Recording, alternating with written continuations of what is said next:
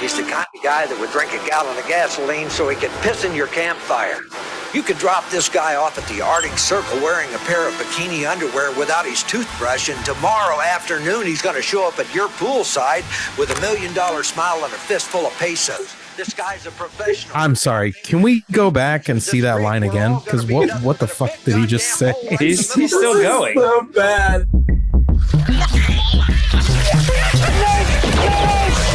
What do you have for me this time?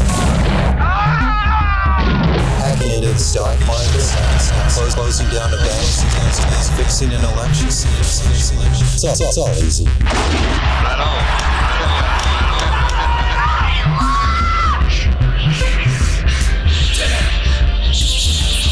What a bunch of trash.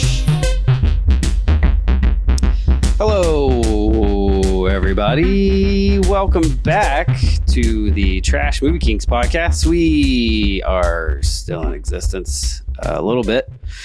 I don't know how many months it's been. Probably 4 since we put out anything at all. It's been a real busy time. We are in the process of releasing a movie, 2 movies, really, between me and JD Karpicki here. Speaking of JD, how are you doing tonight? What's up, guys? I'm doing great. I think the fans should let us know how long they think we've been gone in the comments, or email us at trashmoviekings@gmail.com. I'm surprised they even remember the address. It's good to be back. We've both been working on movies, and they're both kind of screening in festivals at the same time. So follow us at all of our, Instagram bullshits to hear more about that. Someone dies, best of trades. I had surgery. Yeah. I got a tattoo. I got fatter. There's a lot of things happening. JD got fat. I haven't worked out in 8 weeks. I worked out yesterday for the first time in a while. Feels okay. Yeah. Speaking of people who work out, I don't know. James Puckett is here tonight. James, how are you doing? Doing well. I worked out today. Yeah. See, I knew it. You did. James, you haven't been on this podcast in a while. It feels like 2 years. It's been probably about that, yeah. But it doesn't seem that long to me. Your presence is always felt. I'm loud. When we're watching these, I guess, to some degree. Yeah. We all recently watched Planet of the Apes marathon together. That was fun. Oh, we had a Planet of the Apes marathon. God, I don't know. Whatever.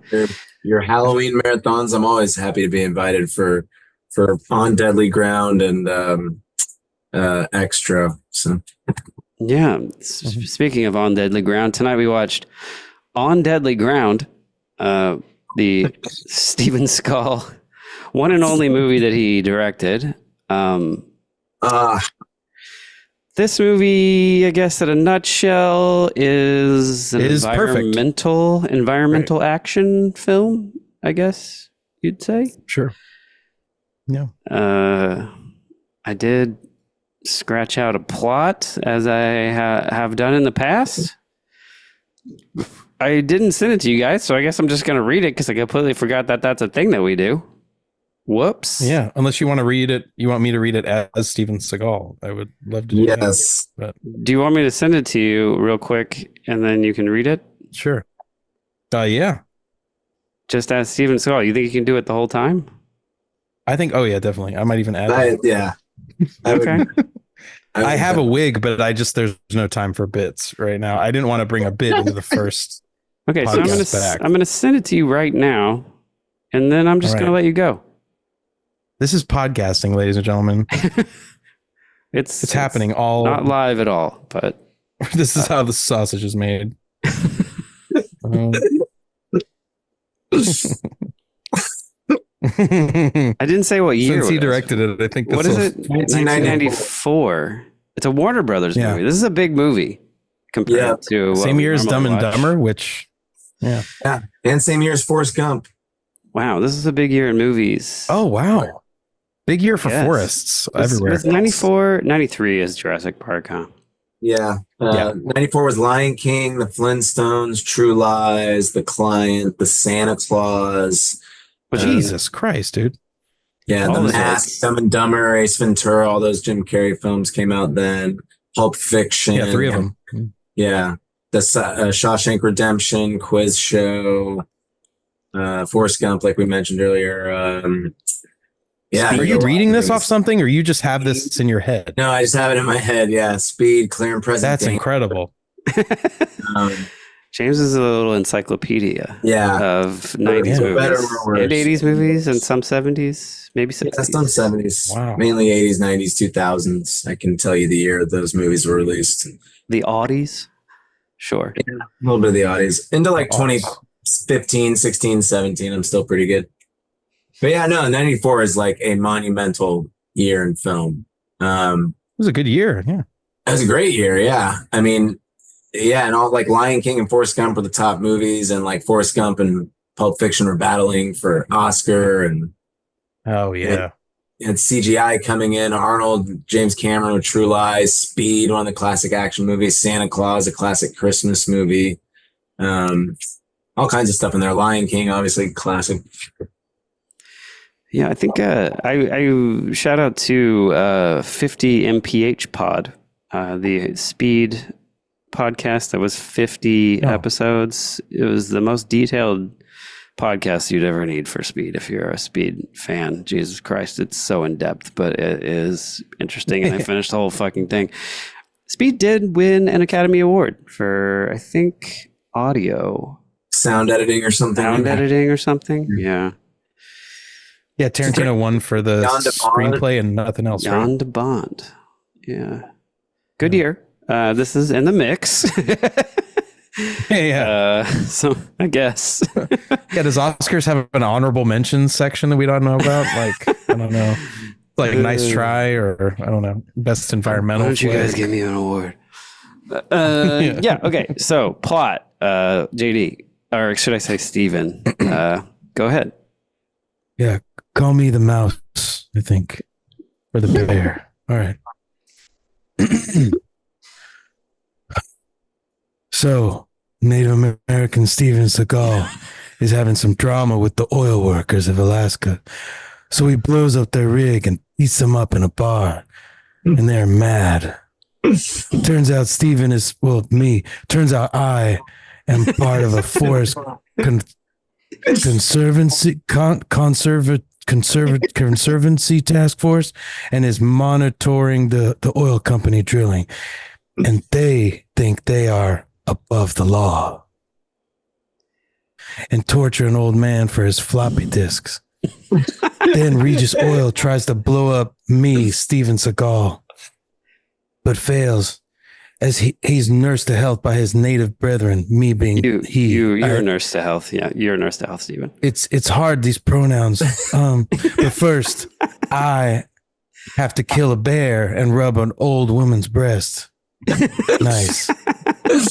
The oil goons hear that I am still alive, show up to the natives' hood and shoot the chief. And that's it. I'm going back to town to get guns with Joan Chin and start killing. The oil goons then chase Joan and me into the woods.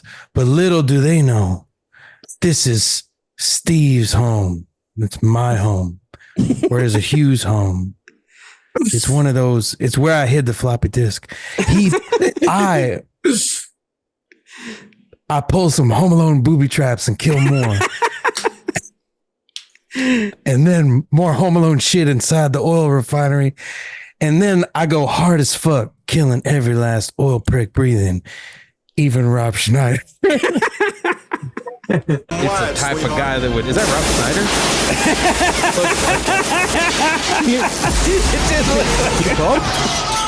You pump Anonymous? Who was that? Rob Schneider? Even Rob Schneider. Yeah, he was in there for a little bit. He killed. Damn. I kill everyone, including the oil CEO, Michael Caine, and drive away from the explosion oil refinery. I make a speech that goes on way too long on a boat with Joan Chen. And then you're on a boat with Joan Chen. Yeah. Yeah, you did a good job, Steven. With not only Thank reading you. that, but saving Alaska from the evil. Now evil he's Whale he's gone. He Corporation. flew away. Regis Philbin. Yeah. Pretty good. It's compelling. Yeah, this is a Way shorter than my plot. I can only imagine. Did you write one? I scrolled down and I was like, oh, it stopped already. Okay. 5 paragraphs. That's it. No, I did not write one, but that was good. I liked how Well simple done. this plot was. It was a good easing back into the writing of the plots, which sometimes are a little difficult when we watch really plotless, difficult action movies or trash movies or horror movies or whatever. But yeah, initial thoughts. I don't know. Pretty straightforward B movie. Yeah, it's nonsensical, like terribly written. Yeah. There's not much to it. It's just kind of he's here. I wrote Forest Conservancy Task Force, but I guess he's a firefighter. Didn't really pick up on that since he never wears a firefighter costume. Maybe he does. But doesn't he work like with the bad guys at the beginning of the movie? I think he's part of some kind of like watchdog, local native gang, like group. That's Again, very well said by the filmmakers. Yeah, everything's real obvious. Yeah. I guess he's in charge of like making sure, like he's working for the oil company, the Regis Oil, but it's not clear that they're dirty until later. I mean, right. Except for to all of us and everyone. So like, I don't know, the first like 10 or 20 minutes is like a bunch of quippy dialogue that Steven Seagal's like, okay, so we got to show me like being cool at the beginning of this shit. So everybody knows I know what I'm doing, like it seems like real, like very egotistical, like his character. Very vanity project, yeah. It's very much directed by him. Like, no one ever. We kept mentioning this, but no one ever lays one single blow to him. Never. Never a scratch on him. Never a bullet, even like hitting a side piece of his jacket. Nothing. He is completely scratch free, even through all the explosions. He doesn't even break a sweat hardly. He looks immaculate, or as immaculate as Steven Seagal kid. What's that? He doesn't even stub his toe. No, nothing. No, like nothing. It's the antithesis of Die Hard, I guess you would say. Yeah, no glass, no nothing. Nothing. So yeah, he directs himself in a pretty, I don't know, it's a pretty satisfying action movie, I thought. I don't know. I don't think so in any way. I mean, I disagree. Like, I mean, it's not like, okay, it's not the worst. It's like well filmed, like we talked about. It's like filmed in Alaska, or at least there's a lot of like shots of Alaska, a lot of wildlife, a lot of helicopter shots.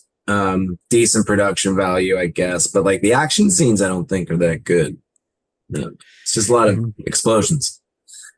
And to me, he's acting as if they are, though. It's like it's almost when you're watching an Arnold movie, even if the dialogue's bad, like there's something about Arnold being so compelling and just like driven to get through whatever he's doing, and like Seagal's doing the same thing, but it's Seagal, and like it just doesn't kind of work the same. Like he's trying to be cool. He's like, oh, if I say this will be cool. But you can hear him saying that to someone off camera, like explaining to the producer or whatever, like, no, this is going to work. Trust me. Like, just roll it. The first line of dialogue is, hey, what's cooking? It's like that. It's just all that. I like that he named the first time we see him. Oh, sorry, go. No, I just liked that he named. Okay, so they find out that the oil guys are up to no good, or they're letting their safety standards slip like way, way down. Is this character Hugh, this old man with the floppy disks? The best. It's like funny that he gives the guy the name Hugh, and then he's like, "Hey, Hugh." So I don't know. I was just like, did he say you or Hugh? What is it? It's like almost seemed like a joke, but right, like, yeah, a lot of like shit like that. And he names himself Forrest in this, and he's a forestry guy, or ostensibly. But then I guess he's a firefighter. But I guess in the small town, most of the fires would probably be forest fires, I would assume. So it's a little bit Yeah, on the first nose. task he has. Well, it's I like there's a appreciated fire it. that's out of control at a rig or something, and he like the thing he does to be cool is like basically sets off a bomb on the fire, and the first thing, like before it's even clear that it worked, somebody in the background's like, he did it. Yeah. And like you can tell they just put that in there, you know. I was a little confused in the beginning because it's like he makes an explosion happen at the refinery seemingly, but I guess he was somehow saving it from maybe leaking. I don't know. Was that? I think that was the idea? plot they tried to talk about when they said there were stress marks. There was something about stress cracks in the valves, and he's like, those are new. So I think they were saying that the oil company like kind of tampered with it, and that's why he had to go in and fight fire with fire, which is not a line, but I came up with that because should have done that. But yeah. Yeah, with the preventers, they I keep talking think. about things called the preventers. Right. Yeah. I did think it was funny that right at the end, before he blows up the refinery and the oil rig, he has a scene where he's like, "We got to put in these preventers so there's no spills." Just, Right, yeah. you know, just to say that, just because there's this magic thing that would exist that doesn't exist at all, I'm fairly certain. Yeah. He's like That if pointing you to a blow map. up an oil I mean, rig, I'm pretty sure it might be going everywhere, dude. Yeah. Probably. He's like, no, it'll draw the flame out this way. Because if we create a wind tunnel, I need you to put satchels here, here, and here. It's like all stuff that you couldn't do in 30 seconds. And he does it, like all the Home Alone shit. He does like thousands of booby traps, and they all work like these people are right behind him on horseback, but he's like somehow builds all these traps out of batteries and tree branches and wires and C4. And it's crazy, but I don't know. I felt like it was enjoyable. Like it's fun to watch with friends. You know, I don't think I would throw this on. Yeah, I don't think I would ever watch it again, but it wasn't the worst thing. Yeah. I was expecting it So to be rest a in peace, this little movie. worse. People kept saying, okay, so we watched this because I listened to the 3-part series of another podcast called The Dollop, where they explained what a piece of shit Steven Seagal is for 3 episodes through his entire life. I don't, because that's a political podcast, right? I think historical, political. I don't know exactly. I've only listened to this Steven Seagal thing because our friend of the show, person on the show, Justin Petty, kept recommending it to me for like a year, and I finally listened to it this week. So it was pretty good. But yeah, he's a real piece of shit. But I guess the one redeeming factor is that he does seem to care about the environment. And it very much is the point of this movie, which we didn't get to it, but also stars Michael Caine. Decent cast. Pretty good Great cast. Yeah.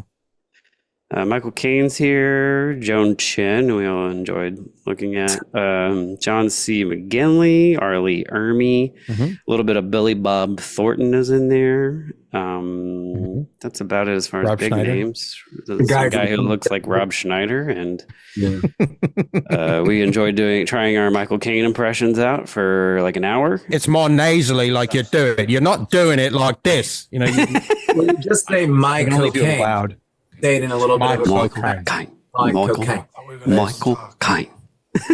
Where's my cocaine? I told you to hang on to my cocaine, and you didn't. Somebody took But- my cocaine. We tried it out for a while. Yeah. Really, it's really disheartening knowing how good the guys in that movie, The Trip, are at it, and then trying it and realizing you're fucking terrible at it. But Yeah. You were still the cocaine. best, I think. My cocaine. I think one thing also kind of good about this movie too is that he doesn't like give himself a love interest per se. I know there's like that little mid-credit scene at the end, but as egotistical as he is in this movie, I don't know. He's not also like being gross in a way, I guess, even though he is gross in real life. I don't know. Oh Yeah. yeah, that Dollar podcast goes all into how fucking terrible he is as a sexual predator. Maybe that's because he knew he was in real life, so at least he wasn't presenting it on screen. Maybe that's something to not commend someone on. I think he has a through that podcast. They're like, he's an idiot and he lies constantly about his background. He's like, I was in the CIA and I'm in the FBI. I'm also a deputized sheriff. Actually, I was in the KGB as well, and I'm an Aikido. I'm an Aikido master, and I invented it, and I'm also a dog. Yeah, I've been an environmental scientist for like 37 years. I went to dog school. I don't know. They do some bunch of shit on that podcast, but all right, it is fun to watch though, JD. Like it's just with friends. Yeah, well, speaking of, it's weird because like it's not against trope at all, but there is this one part where he's supposed to be like resting. He goes on like this ayahuasca journey at one point, and he sees like this old woman shows him some water, and it's actually crude, so he's having this dream of like what he wants to be called, a mouse in the tribe, but they call him a bear. And then he goes on this whole vision quest, like fighting a bear. And then he wakes up. It's so funny. Like he goes out to a bunch of wolves that are sitting there, like just, and it's like, you think that he's going to like, he goes, his line is like, it's okay, guys, we're just going to go for a little ride. And then the wolves just fucking try to eat him alive, which is hilarious. He like, he completely loses control right away. It's okay, boys, relax. We're just going for a little ride. 6 foot tall Stuart Little. I had to kill all your dogs. Fucking dogs. Wait, what? He's like,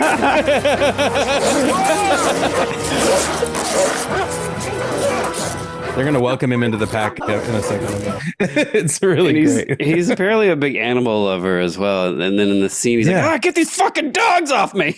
yeah. What the fuck are these dogs doing? Like, shit. I don't. And then at some point, he's like, you think that a magical angel, with the fucking land is gonna come and help us at this point? No. Yeah. We got to get our C4 and our fucking guns together. Oh yeah. Yeah, like it's all this spiritual shit for like an hour, and then he's like, no. He says, you think that hocus pocus spirit shit is gonna help us now? And then he goes in this back room, and there's like a wall of guns and C4. It's like, hell yeah. Yeah. Just turned into John Wick like in 2 seconds. Yeah, it's an easy out. It's an easy out. It's just okay. We don't have an army. We have this. Let's go. He's one man. Because even the bar room, he gets in a fight early on, like before he goes on this whole mission, and there's like this guy, the one of the bad guys from Dumb and Dumber is actually like making fun of a lot of the natives in this local bar, and so he proceeds to like beat up 12 different people. And then what does he say to him? He's like, how long does it take to be a man? Yeah. What does it take to change the essence of a man?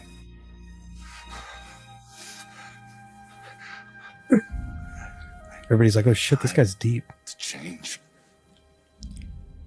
What the fuck?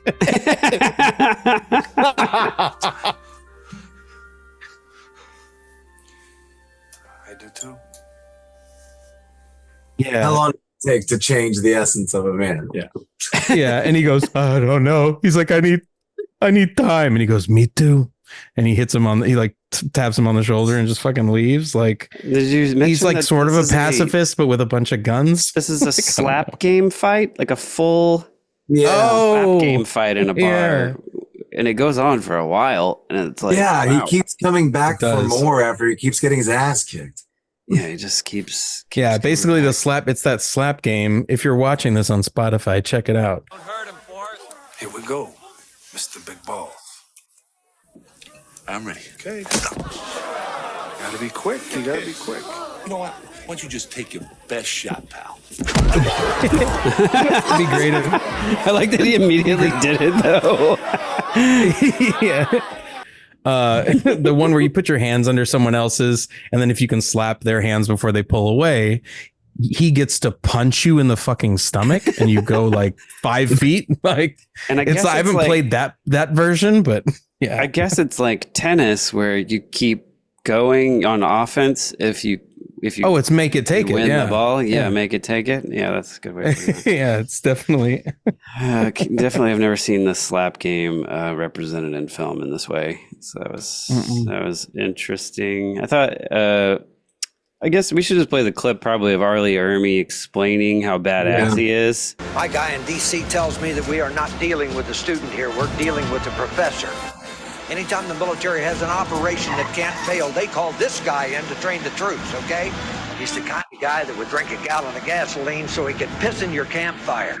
You could drop this guy off at the Arctic Circle wearing a pair of bikini underwear without his toothbrush, and tomorrow afternoon he's going to show up at your poolside with $1 million smile and a fistful of pesos. This guy's a professional. I'm sorry. Can we go back and see that line again? Because what the fuck did he just say? He's still going. So bad. It's trying to make him sound like he's awesome. So you can tell. Wow. He's a very badass individual who He earned his paycheck too. Drinks gasoline. He drinks gasoline and wears bikini bottoms and shows up with pesos at your pool. That's what I gather. We had to go back because I was like, I need to hear that again. I missed like half of it the first time. Beautiful. Yeah. Pretty fun stuff.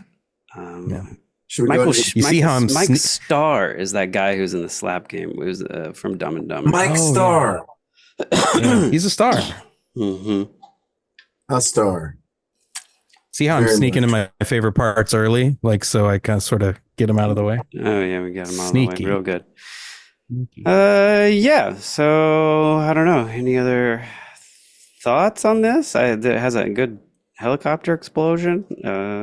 He's got a rambling monologue at the end about the atrocities of big business and all of that for a while. Yeah. Meanwhile, as he brings together a press conference with the big business people and the natives, and like they made sure to sit these like white guys in suits right next to like these, the tribes with the amazing feathers and all this stuff, and all the white guys are like really uncomfortable, like, oh, what are we? Like it makes you feel bad for a little bit. How many of you out there have heard of alternative engines? Engines that can run on anything from alcohol to garbage or water.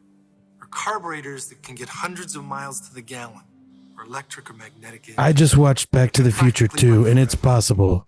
You don't know about Trust them me. because if they were to come into use, they put the oil companies in. Have you seen Blade The Runner? concept of the internal combustion engine has been obsolete for over 50 years. Where we're going, we don't Because of need the oil roads. cartels Oh, maybe this is and the government speech. regulation, Killing. We and the rest of the Oh, world yeah. are forced to use gasoline for It's like the end of Killers of the Flower Moon when Scorsese gets up primarily there. responsible for destroying the water we drink, the air we breathe, and the food we eat. They have no care for the world they destroy, only for the money they make in the process. How many oil spills can we endure? Millions and millions of gallons of oil are now destroying the ocean and the many forms of life it supports. Among these is plankton, which supplies 60 to 90% of the Earth's oxygen. It supports the entire marine ecosystem, which forms the basis of our planet's food supply. I kind of feel bad for making fun of him now. Not really, but He's a terrible human being, Let's but go to some remote state or country. he likes the Where environment. on Earth? yeah. Where do you get that from? I forgot to mention he's playing native.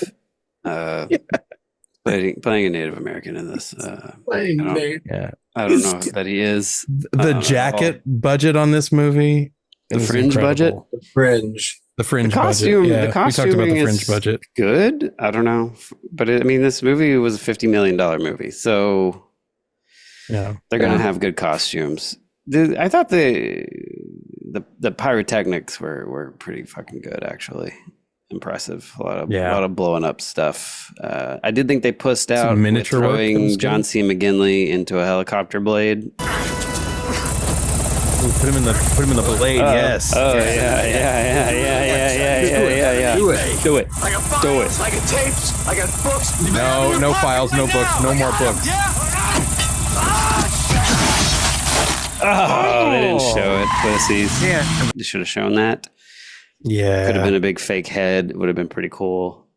Yeah, they just throw his little tiny glasses next to the blood splatter. That was okay, but yeah, come on.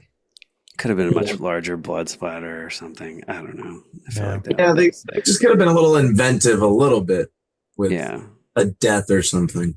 I mean, you're 20 years or 20 years or so away from Dawn of the Dead with the helicopter zombie. You can do that. I mean, not that big a deal. Yeah.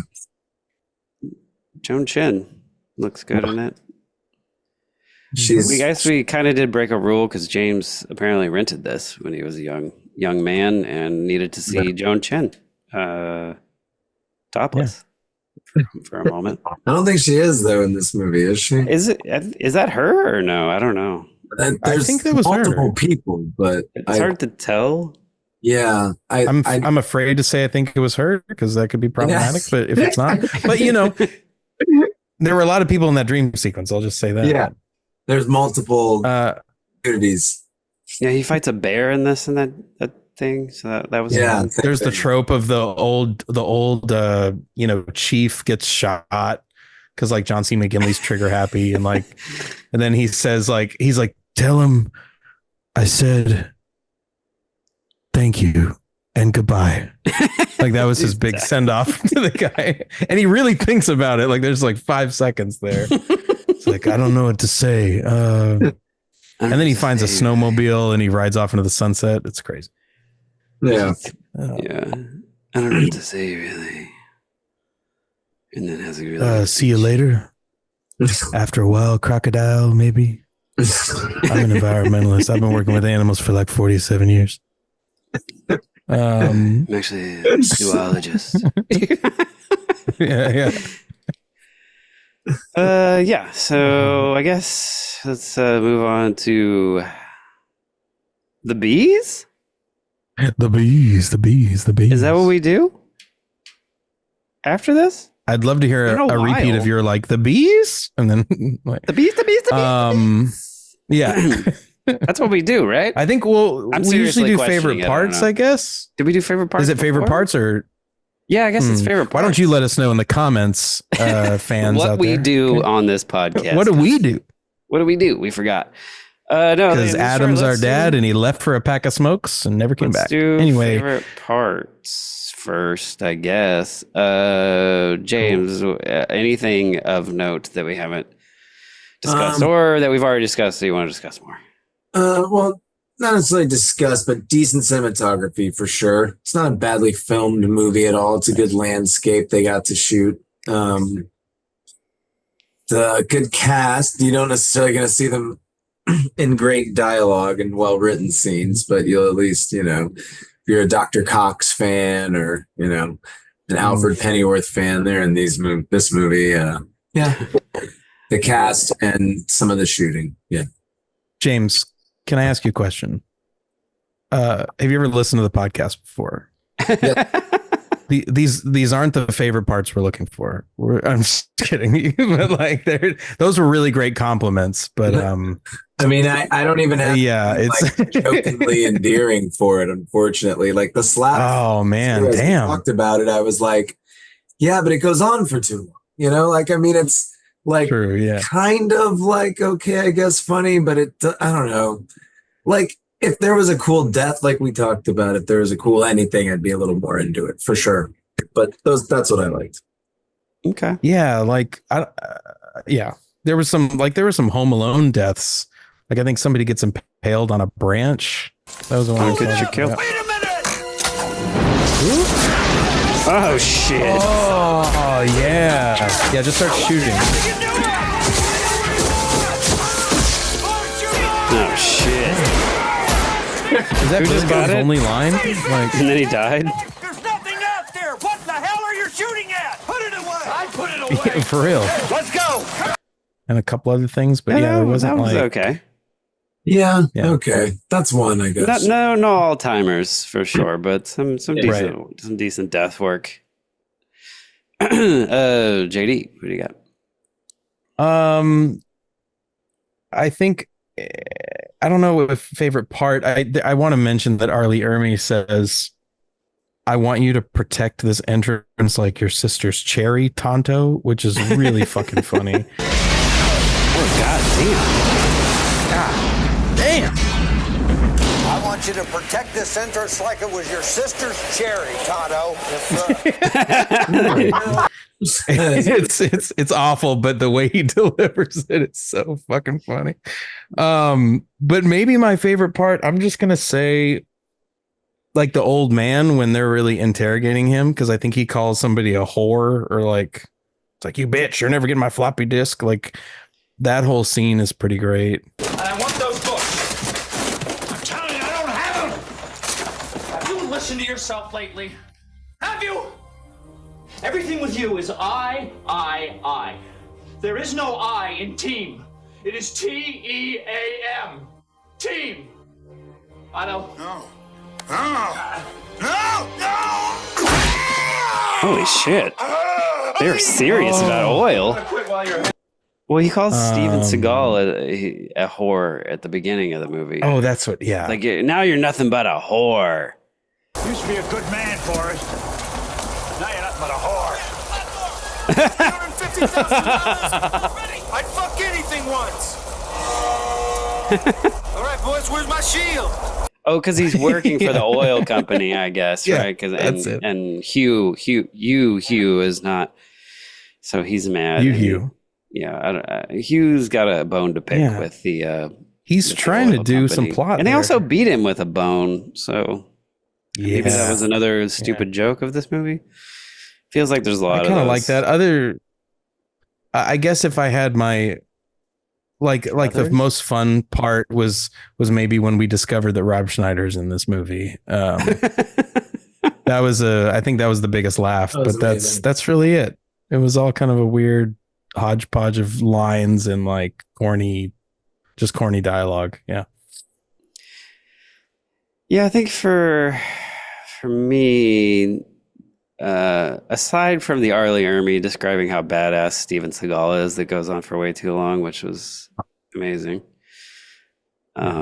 Maybe the little horsey jump. Come on.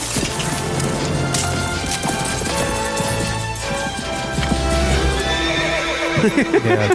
Oh, hell After yeah. you got over there. Wow. This is a big jump from those horsies over the little canyon thing. Just watching the horses jump, I thought was nice. It was And then he neat. blows up the thing. I like to watch the horses jump, and then the helicopter blew up, and yeah. I wish that he just blew himself up and then that was the movie. Explosion. Oh shit. Sorry. Not bad, not bad. Yeah. C4 is Blow up a more of fucking a helicopter. projectile explosion. Good stuff. Not great stuff, Yeah. but maybe satisfying stuff. Yeah, 11-year-old James had a favorite part that we won't talk about, but Yeah. yeah. Sexy. All right. Well, let's now move on to the bee. I got lots of bees, gentlemen. This movie we have had barrels. a lot of bees. Yeah. We had blasts, we had bottles and beers. We had a barroom brawl. Brewskis, pardon me. Blue ribbon to be exact, but that doesn't count. We had let's see, bones. Even a blade made of bone, I think, but we had blades. Bone blade for sure. Bladies. Bone blade. Ladies. I Blade. kind of like We that. had a I feel whole like we should blade change blades section to of that. blading. Let us sexy blades. Hello, bladies. There's like but like boobs for sure. Helicopter was honorary. We had a boat, bullets, booby traps, I'd say, if that's a B. And then some honorary, I guess, does braids count? I mean, that's not a B. Who had braids? Some of the natives had like some really impressive hair. That's all I'm saying. It's not a B. I just wrote things down. There was Man on Fire. We had a helicopter. We had guy through glass 4 times. 4 So times. bravo. Oh, yeah. And then we had a bolo tie. Oh, yeah. Briefcase? We had bear, polar, bear, grizzly. And then everything else is just stupid things I wrote down, like a bonsai. We had a bald eagle. The eagle work in this towards the beginning is really good. Yeah, there's a lot of eagles. It's the first scene. It's the first thing you see is a bald fucking eagle. He's so That's American. awesome. Yeah. At one point, I learned in this podcast that he tried to run for office and did a focus Too bad he looks goofy running. He does look funny running. If you want to look up on YouTube, Steven Seagal running. It's pretty funny. Maybe I'll pull that and put that here. That should be the new podcast. It's like, okay, check this clip out on YouTube, right? I'm not going to edit it in. Just go ahead, type in Steven Seagal Just runs move weird. along from this video and go to some other one. Give them views. Check out the dollop, whatever you want to do. Whatever you want to do. Speaking of the dollop, yeah, this is where I learned about he tried to run for some kind of California, either maybe a state Senate job or maybe a U.S. representative job. And hired some people for $50,000 that he put in a briefcase, probably. And he did the funny thing is that he did a focus group on the length of his ponytail and had several different pictures, maybe 4 or 5 pictures of lengths of his ponytail, and had, voters decide which length was appropriate for him. And I don't know what they decided. I wish I could have been on that, task force to decide if he should run or not. Ultimately, he decided not to. But there is a timeline where he is essentially Donald Trump, I think, was the conclusion that they came to. It seems very similar. Not only how they talk, but like what they talk about, Mm-hmm. Yeah. Could have happened. We missed out. Fortunately, thank God. Okay, well, let's just rate this thing and get out of here. I guess we'll just keep going in this order. James, how many bag trash out of 5 would you give this? Well, I was going to say really quickly, I had a few B's. Oh, you got extra B's. Oh, yeah. Extra back to the B's. I got bad acting. Oh, I got bad action. And we didn't say boobs. bad boobs. You didn't say boobs? Yeah, no. I said boobs. Did you? I did too. I didn't hear. Check the tape. I missed briefcase, but I didn't. Breasts. Yeah, I didn't see breasts. Yeah, there's definitely there's some native boobs in this. What is this? I'm into it. This is why I got this is like There's a midsummer. boob. Was that one boob? Oh, there's boobs. Look at all kinds of shapely boobs. Yeah, that's that breathy It's stuff. Joan that they Chen. do in, Bear. Bare boobs. Get it? Boobs, bear. Business. Oh, bear mouse. Oh my. That's got to be another guy, right? Oh, Or you know man what? in That a was suit. probably Ben. That's probably that famous bear that's in everything. What is he doing? Is he really killing a bear? Looks What is weird. going on? What's weird that it's not like a polar bear, but I don't know. Maybe it's not weird. For sure. How many bags is it possible? I'm sorry. Isn't it 10? 5 is the ultimate. That's like a Neil Breen kind of. Very few people get to 5. This is definitely not a 5, I would say, but maybe you disagree. I'm going to go 2. 2 bags Ooh, from James. 2 5. bags. Yeah. Okay. Any other thoughts on your 2 bags? It's just not enough. I mean, it's Steven Seagal directed. Like that shows you like what's there. And like, I think if there was enough humor or if there was like one cool action scene or chase, it could maybe be like 2.5 to 3. But yeah, it's environmental, but it's Steven Seagal. Yeah, it's Steven Seagal. I have a feeling that a lot of the action that's directed fairly decently with the explosions and whatnot, not mostly him, just he gets that B unit out. That's Yeah. cool. That's kind of the cool stuff. I don't know that B unit. That's a cool name. B unit. Yeah, B unit gets an award for this probably. I don't know what his. B I mean, unit. everything else is like fine. I don't know. I feel like he probably just was like, I don't know. What do you think, camera guys? Just make sure nobody touches me and I look pretty. That's Yeah, there is a lot going on. You could hear him saying, "We need like 8 trucks over here, and then more fire, more water on that. Where's the bald eagle at? Can somebody go get him?" It just sounds like an 8-year-old's dream. I want all my Tonka trucks. I've set it up in a display right here in the sandbox. I want you to just make that scene, okay? I'm gonna go get a sandwich. Like that's how I feel like every day.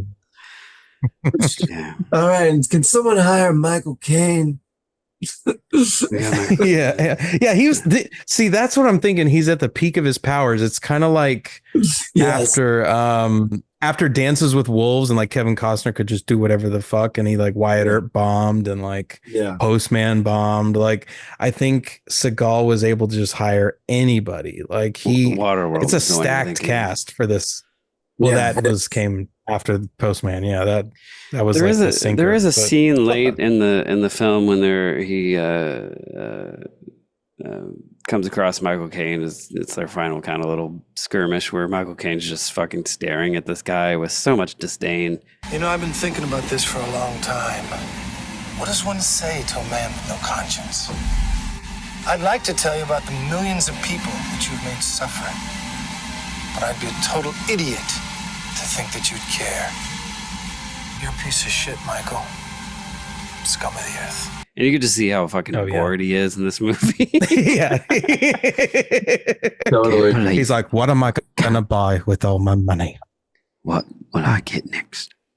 Perhaps a gun to shoot Steven Seagal. I missed the Oscars because I was filming Jaws Revenge. And now I'm here.